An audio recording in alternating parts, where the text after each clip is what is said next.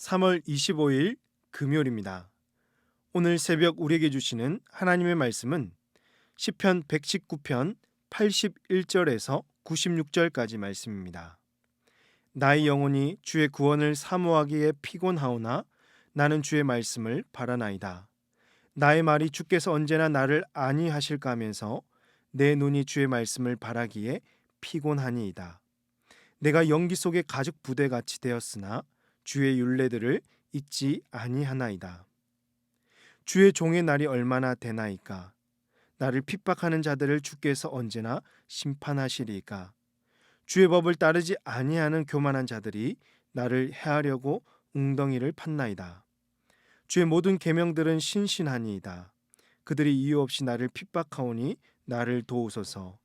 그들이 나를 세상에서 거의 멸하였으나 나는 주의 법도들을 버리지 아니하였사오니 주의 인자하심을 따라 나를 살아나게 하소서. 그리하시면 주의 입의 교훈들을 내가 지키리이다. 여호와의 주의 말씀은 영원히 하늘에 굳게 섰사오며 주의 성실하심은 대대에 이르나이다. 주께서 당을 세우셨으므로 땅이 항상 있사오니 천지가 주의 규례들대로 오늘까지 있음은 만물이 주의 종이 된 까닭이니이다. 주의 법이 나의 즐거움이 되지 아니하였다면 내가 내 고난 중에 멸망하였으리이다. 내가 주의 법도들을 영원히 잊지 아니하오니 주께서 이것들 때문에 나를 살게 하심이니이다. 나는 주의 것이오니 나를 구원하소서. 내가 주의 법도들만을 찾았나이다. 악인들이 나를 멸하려고 엿보오나 나는 주의 증거들만을 생각하겠나이다. 내가 보지 모든 완전한 것이 다 끝이 있어도 주의 계명들은 심히 넓으니이다. 아멘.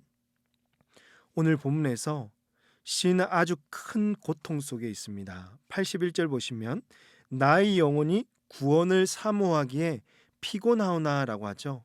시인은 현재 육체적으로 피곤하여서 그토록 바래왔던 구원조차 사모하기 힘든 상황입니다. 82절에서 나의 말이 주께서 언제나 나를 안위하실까 곧 구원하실까 내 눈이 주의 말씀을 바라기에 피곤하니이다 라고 했습니다. 시인은 하나님은 자신을 언제 구원해 주실까 이렇게 기다리는 것도 피곤해했습니다. 83절에서 내가 연기 속의 가죽 부대같이 되었다고 합니다. 가죽 부대는 연기에 그을리면 오그라들고 단단해져서 쓸모가 없게 되는데요. 이러한 가죽 부대에 자신을 비유하면서 자신이 지금 고난과 염려로 인해서 영육이 많이 지쳐 있는 것을 표현하고 있습니다. 신이 이처럼 육체적으로 피곤하게 된 이유가 바로 84절 이하에서 나타나고 있는데요. 주의 종의 날이 얼마나 되나이까? 나를 핍박하는 자들을 주께서 언제나 심판하시리이까? 시인은 지금 핍박자들에 의해서 핍박을 받고 있는 것입니다.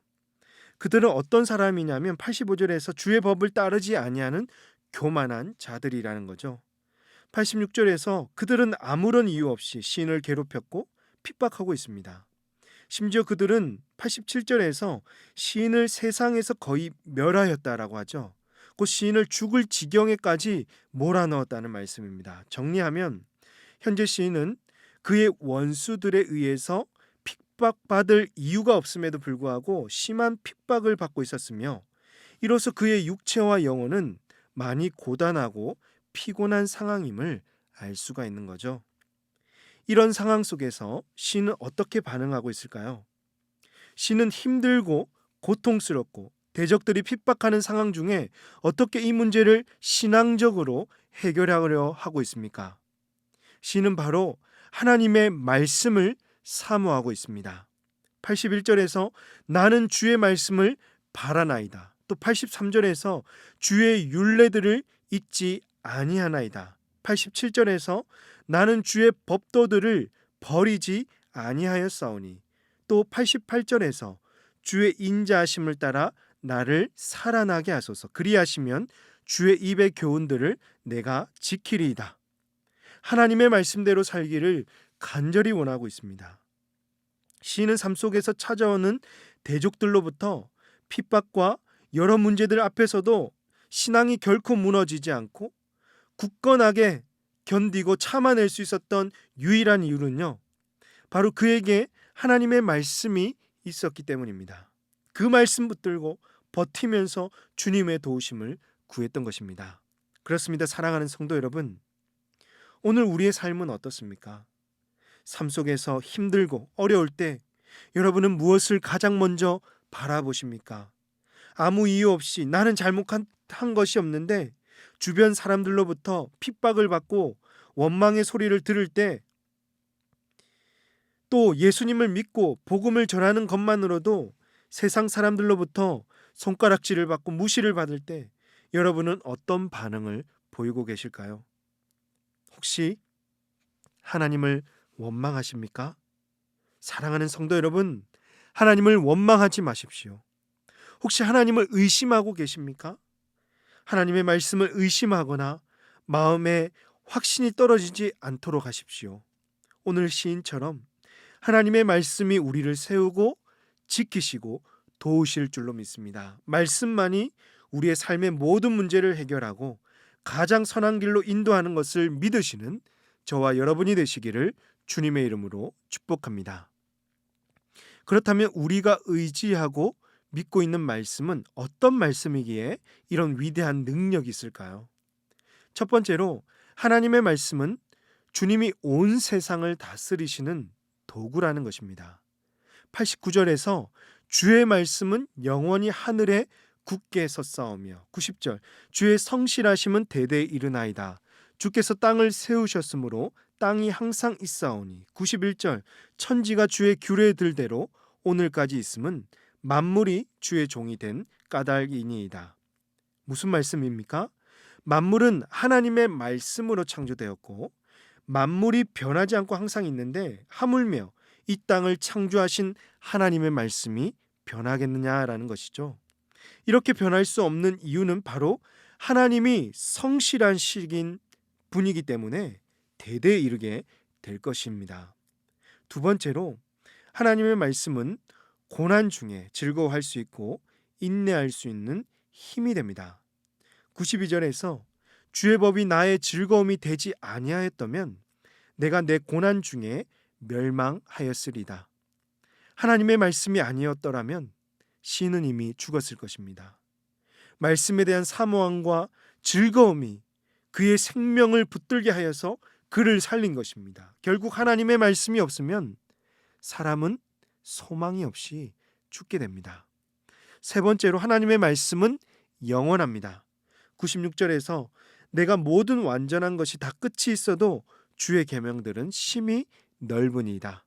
아무리 좋고 완벽한 것이라도 모두 끝이 있습니다.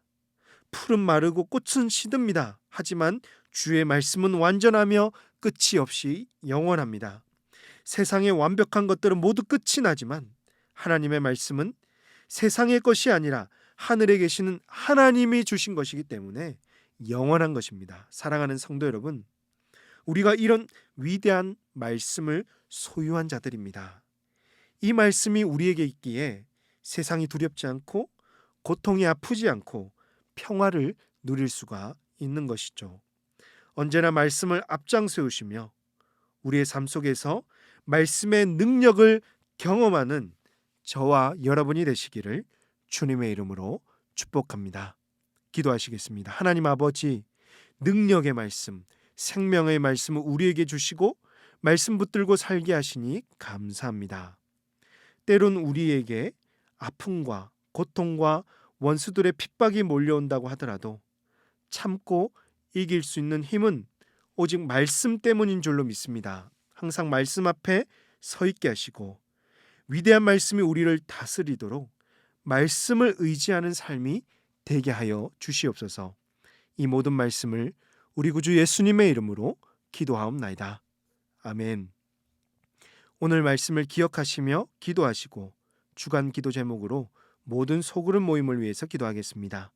모든 다락방마다 은혜와 사랑이 넘치도록 그리스도 안에서 한 가족이 될 수 있도록 모든 소그룹 순장님들과 교회를 책임지고 섬기시는 장로님들을 위해서 코로나19의 빠른 종식을 위해서 합심하여 기도하도록 하겠습니다. 기도하십니다.